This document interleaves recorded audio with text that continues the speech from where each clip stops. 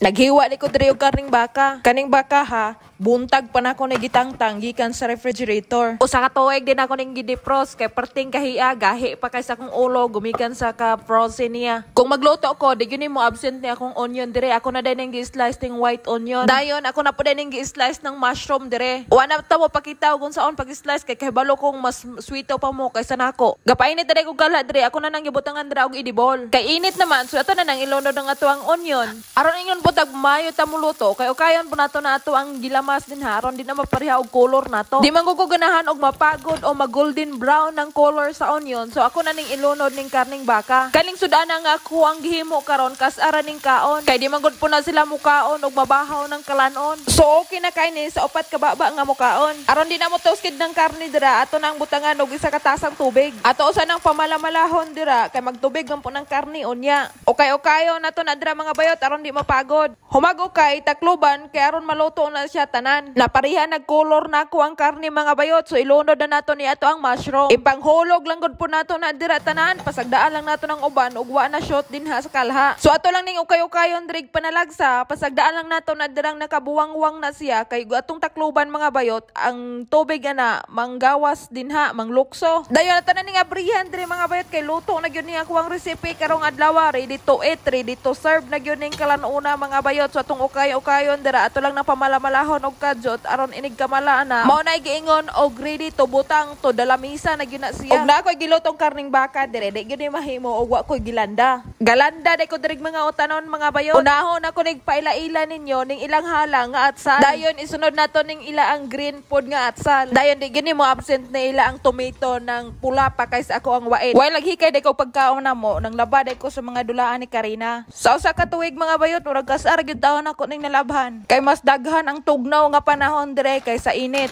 So karong adlaw murag gadaob-daob ang gawas mo nang ako ni siyang gipanglabhan. Ang katong dulaan ni Karina nga naay batere mo wa na ko labi igor na ko to trapo-trapuhanon niya.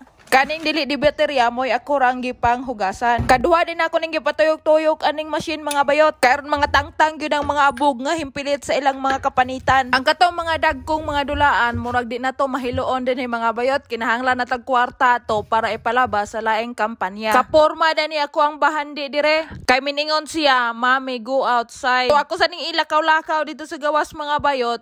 Kay init pa man pod karong panahon na. Karon nga summer din murag kada adlaw na gyud may makagawas. Dayon pag winter diri mga bayot, naingon gyud taon may dinhi og itlog na karon na sa pugaran. Pagawas ni Karina, una din yang gikuha ang dashpan.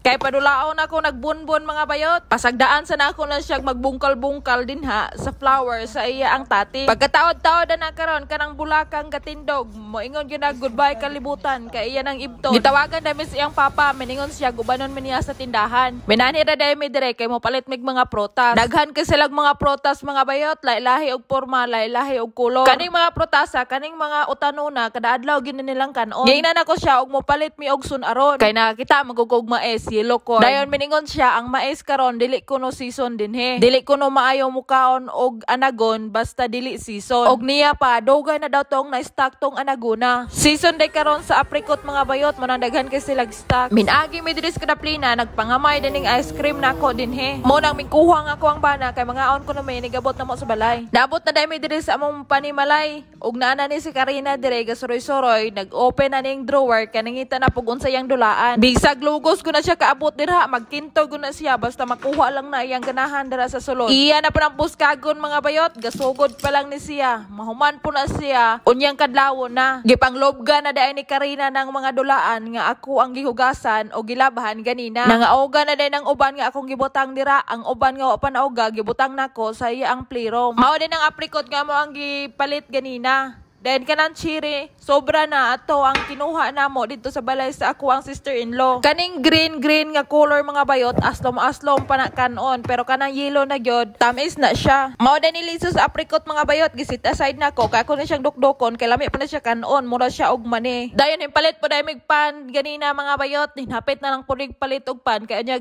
gutomon may nyang kadlawon, narabay makaon. Kurat kaning design sa pan kay na may circle sa tunga. Alas 2 na dai kadlawon gipanggutom itanan. Mao nang galuto ra kog dali-dali og sudan. Gibutangan ra din ako ng kalha dira og tomato at sal, and gibutangan nato gamayng butter. Ganahan kay sila mukaon pod aning kalanuna kay dali ra manggug kaayo pod lutoon. Sa akong ugangan ra ko nakasuhid og unsaon pagluto ani. Okay kahayo lang nato na dira para ma-mix ang butter nga ato ang gibundak. Tanang kalanon dire basta lutoon nila nga naay gatubig-tubig, ila nang butangan og butter. Ilunod lang din nato ng itlog nga ako ang gibatil. Tulo din na kay itlog nga akong gisagol. Human nato lang ako kayo-kayon kay aron ma-mix na din ha ang itlog ug ang tomato. Dayon nato lang ng pamalamalahon mga bayot kay aron di na maingon og binignit din ha. Milabay ang pipila ka minuto ato na siyang abunuhan dira og parsley mga bayot para patsada pud siya lantawon. So luto na ni siya mga bayot, ready to eat na ni, ready to serve na pud ni siya. So dinhi na ako tapuson ng ako ang warawara karong adlaw. Salamat sa inyong paglantawan. Don't forget to subscribe my YouTube channel. See you tomorrow. Bye-bye.